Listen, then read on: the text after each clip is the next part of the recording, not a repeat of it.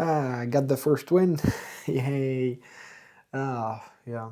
I'm glad I won. And of course, especially since the first since the first round was so bad. But yeah, all right. First win of the tournament. The game was okay. My opponent played very solid, to be honest. I was at one point was somewhat worried that he might be able to draw this one out, but okay. I mean, I feel like he made some inaccuracies here, some inaccuracies there. Not nothing major, like no major mistakes, but just some mistakes here, some mistakes there, and yeah, and I was able to grind him out. So yeah, it was good. Yeah, um, yeah, I'm happy. you know, um, uh, I'm always happy with a win, so that's good. That's good. Okay, well, 1.5 out of 2. All right, slowly but surely. Yeah. All right. Not much else to say. So yeah, I'll see you on the analysis board. Yay, finally a win. Yes. All right, good. Let me show you guys how the game went. So, my opponent is Garcia Perez Saul. He is around 2000 rated. And in this game, I decided to start with d4 instead of my usual one knight f3. He responded with knight f6, c4, and then e6. Now, I prepped for Grunfeld, so this was a slight surprise, but that's fine. I opted for the Catalan system with 3g3, d5, bishop g2, bishop e7, knight f3, castle, castle. So this is basically the starting position of the Catalan, and now there are quite a few options for black. Of course, the big main line starts with d takes c4. Another big one is c6, which is the closed Catalan. D takes c4 is obviously the open or the accepted Catalan, whatever you want to call it, and there are tons and tons of sidelines. My opponent also picked a sideline, a5. So a5, to be completely honest, I didn't know everything about this move. I did remember a couple of things, but I didn't remember everything, to be completely honest. So I knew that there are basically two moves here, potentially even more, but let's just put it that way. I was aware of two moves, so knight c3 and queen c2.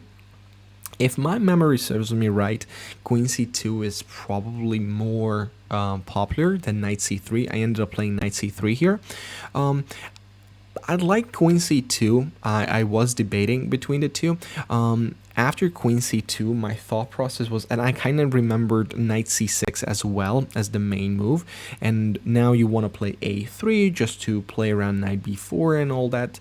But then here, I wasn't really sure about the structures. So let's say d takes c4, queen takes c4, a4. So this is the popular way of handling this line from black's perspective, and I couldn't really put my finger on it, like whether it's good or not. And because I didn't remember fully the line here, like how the moves go here, or how the theory goes here, I was like, I'm not too sure about this. Of course, white is completely fine and arguably even a little bit better. But again, as I said, I couldn't really decide if it is good for me or not. And the other line that I was also considering after a3 was the immediate a4, which is probably a little bit worse version, if I'm not mistaken, or at least not as popular, because now we can take here, takes back knight c3. Either way, very similar structures, positions, bishop d7, so on. I can take on a4 immediately because all kinds of discovered ideas, but you get the point. So it's similar structures overall. It's certainly playable for both. But instead, I decided to play knight to c3, which is the other main move, and I knew about this, so that's good. C6, b3. So the idea is, or the plan in these structures is to somehow play e4 here, either with queen d3 or knight d2, something along those lines. Now, black responded correctly with b6. Of course, he wants to develop the pieces. And now I played the move queen d3, which is, I believe, the correct move. So queen d3 has like two reasons for it, right? So one reason is to prepare e4. I want to break through in the center and want to grab the initiative there and just want to have a really solid structure in the center. And the other one is to be safe against d takes c4, because of course I am expecting bishop a6. And this is the first really surprising thing. This was the first really surprising thing in this game, because my opponent didn't play bishop a6, instead played bishop b7, which I found a bit weird, to be completely honest. It's not necessarily a bad move, but bishop a6 just feels significantly more active, and also it's way more natural than bishop b7. I mean, what's the point of playing a5 if you're not going to play bishop a6? So that was a little bit surprising.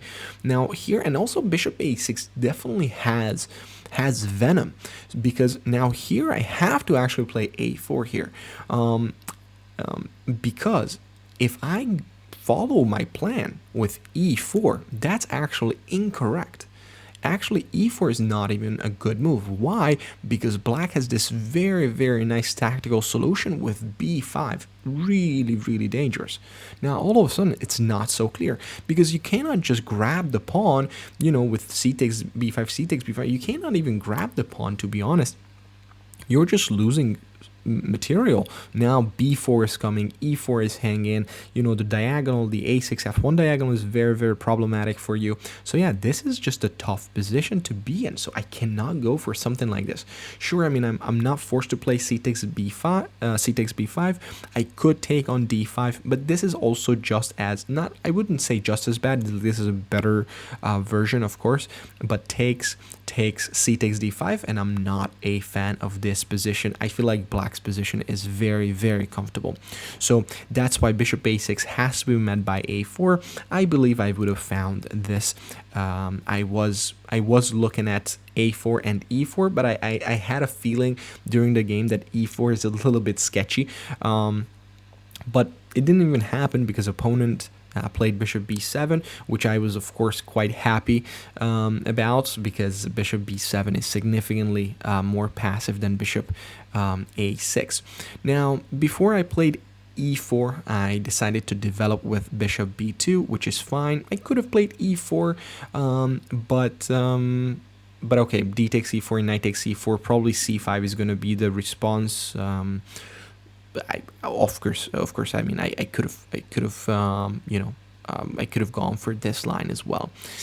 Bishop b2, knight bd7. So, I mean, just to be completely, transparent, I don't think there is a huge advantage here for white. Again, I don't like, the position feels very comfortable, and I always prefer white in these kind of structures. I have good pieces. My structure seems to be better, or at least more active. I have more space in general, but because black's position and structure in general is so very solid, like there are no weaknesses whatsoever, and it's quite dynamic, so black can always like break through with c5. I think it's overall like, not much going on, but I always prefer white's position here, even though, again, objectively speaking, it's actually not even that much. So of course, now I played e4, d takes c4, knight takes c4, and my opponent reacted again with c5. Very logical. So now I took on f6. I was debating, something else, but like moving the knight away maybe. But I felt like, knight f6 is the most forcing thing I can do, and I can keep still somewhat the momentum on my end. So I decided to take, and here I expected knight takes f6. I expected knight takes f6, just because of one particular move. And okay, after knight f6, I would have continued with rook d1, and then the position again. If I want to be honest, I think the position is probably equal, but at the same time, I feel like white's position is a lot easier to play. And black is just basically, trying to equalize the whole game. But instead, the opponent decided to take with the bishop, which was surprising. I didn't expect this, and funnily enough, the opponent also blundered technically, which wasn't even a blunder. Like, I think he thought it was a bigger blunder than it actually is. But I also, during the game, I also thought that after this I do have a firm advantage. So now I have this small tactical nuance here, which is quite common in these structures. So I have the move knight g5, very nice move, a little bit of a discovered attack. So I am attacking on b7 as well as on h7 with a checkmate. So you can't take on g2 because queen takes h7. So the only move is bishop takes g5 and then bishop takes b7. So I was quite happy about this, and my opponent was also quite sad about this. Actually, at the end of the game, he told me he blundered knight g5, which to me was a bit surprising because again, I think this is one of the one of the only quote unquote tricks in these positions. But okay, whatever.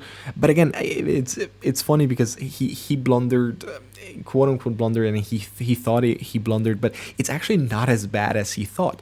Now, he played rook b8, which is fine. I believe rook a7 would have been a little bit more precise. Again, I expected rook a7, just to be able to play rook d7, to be able to double up on the d file immediately. I think that would have made a little bit more sense, but rook b8 is solid as well. Now, bishop e4. I was okay with losing a tempo. If he goes knight f6, I was okay, like moving away even with the bishop again, just so your bishop on g5 is a little bit weird. It cannot really go back to a good square, so I was quite happy about that. But he decided to play h6, which is fine. Now, I improved my non-working piece, the rook on a1, played a logical move, rook a d1, bishop f6. So now the spin has to be answered in some way, some shape or form. And keep in mind, like, sure, I thought during the game I had a slight advantage, but I always knew, like, he can just trade everything off the board, and it can dry up very, very quickly, and I don't have anything to claim. So my goal was to keep as many pieces on the board as possible, even the cost of, like, technically or objectively making the position worse, if I'm making the position worse. So I already had an idea here. Queen e2, and luckily it worked. So queen e2, I expected c takes d4. That indeed happened. Bishop takes, and now he didn't take on d4, and I was very, very happy about that. So I think just simply taking on d4 would have somewhat equalized. Again, like, this is a very very objective equalization. Like, if we turn on the engine, perhaps, and of course the engine equalizes very, very easily, I still believe that in a practical game this is still somewhat better for white, but it's not too difficult to play as black. So let me show you the line. Let's say I double, makes sense. You go knight f6, I go back with the bishop, so I don't let the trade happen, but then you start trading. Okay, queen d2, and it looks like I grabbed the d file, but the problem is I can't really utilize the d file. So now he just simply he simply goes king f8, next move king e7, rook d8, and what am I gonna do? Again, from a practical perspective, I think it's still a little bit easier for white because I have a bishop against the knight in an open position, and I think the bishop can somewhat outshine the knight a little bit, but not by much, because also the knight can also always go back to like c5 somewhere. It's not so clear. And technically I can claim a somewhat of a tiny edge because because it's 3 against 2 on the queen side. Sure, you have a 4 against 3 on the king side, let's say, from black's perspective, but it's a lot more, like, it's a lot harder to mobilize those pawns than the 3 against 2. So this structure is quite well known, and this is, again, in theory, this is a significant, not significantly, maybe that's a strong word, but this is a better structure for white, and there should be an advantage here, but I'm not sure if there's a true advantage here. So I was very happy about the fact that he didn't trade. Again, like, okay, somewhat understandable, because he's like, okay, I don't want to improve your piece, so he decided to play queen c7. But I was very happy to see this one. Again, as I said, I was willing to do almost anything just to keep pieces on the board, as long as as long as I don't have to trade, I'm good. Even if I have to make somewhat awkward moves, I'm still quite happy. So I played bishop e3. And I think bishop e3, again, from a practical perspective, it's a very, very dangerous and annoying move to make. So this one was quite all right. Now, and here I think this is where opponent made another inaccuracy, and he played knight c5, which is a very natural move, but now I get to keep my pieces, especially my bishop pair, around. I think the better move would have been bishop g5. Now this one, bishop g5, doesn't force the trade, but if I want to avoid a trade, I have to commit to a move like f4, which I probably would have done, but okay, but it's a weakness. Now bishop e7, king g2, and now bishop c5. Sure, I can go back to c1, knight f6, bishop f3, rook d8. Again, I think black can equalize, but at least I'm keeping the bishop pair around, which is good. Again, I firmly believe that in a practical setting, this is better for white. But he decided to go with knight c5, and I moved, of course, the bishop away. Now my question to you guys, where would you move the bishop?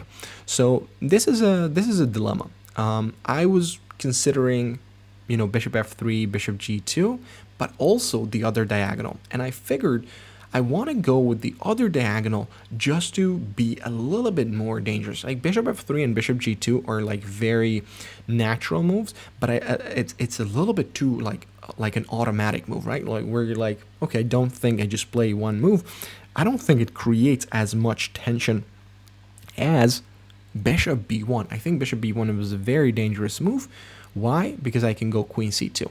And then all of a sudden, okay, at least I can create this battery. I can be a little bit annoying. Now rook d8 happened, and I played the move queen c2. I was actually debating between queen c2 and bishop f4. I wanted to play bishop f4.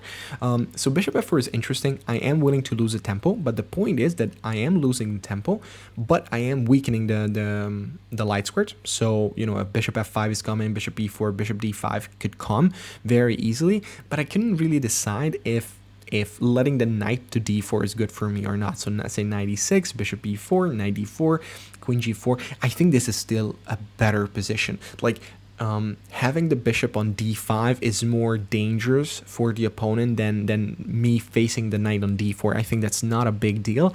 I probably overestimated the strength of the knight on d4 and maybe a little bit underestimated the strength of the bishop on d5. So I didn't commit. I probably should have committed because queen c2 was okay, but it wasn't that great. Okay, takes, rook d8. So now, as you can see, the check on h7 is not that impressive. The opponent can just run away with king f8, king e7. So I tried to mobilize my my queenside mess, let's put it that way, and play a3. I think it's logical. Rook takes d1, queen takes d1. Again, I still, stand by my statement. I think white has a small edge. Maybe with very precise defense, black can hold on to this position, but it's tough. Opponent played e5 on its own, so without me even losing a tempo, so that's great. Now there's no debating whether I have to worry about knight d4 or not. Knight d4 is coming, but I knew that the bishop is also coming to d5, and I think I played well here. So queen c2, knight e6, queen h7, check king f8, and now I was able to utilize my bishop, and all of a sudden now I think the position is very, very strong. So knight d4, and I had bishop d5. So I calculated this line because knight b3 is not a real concern because I have a check, king e7, queen g8, and f7 pawn is falling. I get to keep the queen around, both bishops, equal material, but now the king is a little bit sketchy. There is a significant advantage here. There's no question about it. So my opponent decided to go queen d8, and I played b4. Now, I know you might tell me that, hey Ben, you missed the tactic, and I didn't. I mean, I technically I did, but I didn't. I saw bishop takes h6. Bishop h6 is nice, but I was like, okay, after knight b3, so then what? Like I still probably should have taken. I'm sure I should have taken on a6, but just simply because the a6 pawn is more valuable than the b3 pawn. Like, so what happens if I lose b3? Nothing happens. I still get to keep the pawn on c4, the bishop on d5. So I definitely should have taken on a6. I didn't. So let's say I just simply go back knight d4, and now I have a majority, or like somewhat of a majority on the king side, so I can just go g4, and now I have all kinds of like h4, g5, queen h8. Have to pay attention to that. I think I'm even winning here in this position. So bishop h6 was somewhat of a miss. I underestimated the strength of this position. And to be fair, I did not see g4, and I just didn't realize how powerful my king side can be. So that's obviously on me. I played b4. I think, by the way, this is a good move. Like, this is a good enough move. It's fine. I still have a very obvious advantage. So takes, and I think they're the only move. I don't know if the only move, but a better try definitely would have been b5. But okay, b5 is also a very likely losing endgame because I give you a check. I can take here, I can take on f7, and again, I have bishop pair, I have a pass pawn, an extra pawn, so this should be a winning endgame.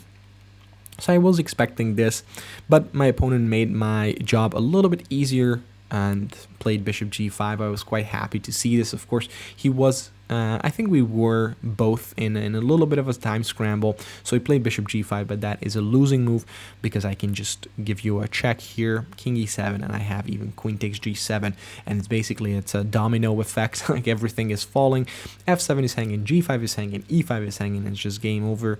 And the game ended indeed very, very quickly. Knight e6, bishop takes g5, pawn takes, queen takes e5. I'm up 2 pawns, king is terrible, every piece is working really nicely. King d7, and I found the easiest way to simplify the position. Bishop takes e6, pawn takes e6, and then queen d4, trading the queens off, and I have at least 2 pass pawns, so game over. Yeah, so again, I feel like, the game was played quite all right by me. I didn't make mistakes.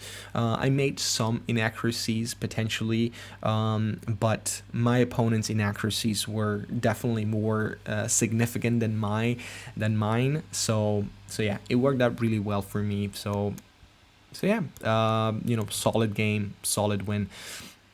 Yeah, quite happy about that. All right, good. Well, that's it for me. So 1.5 out of 2.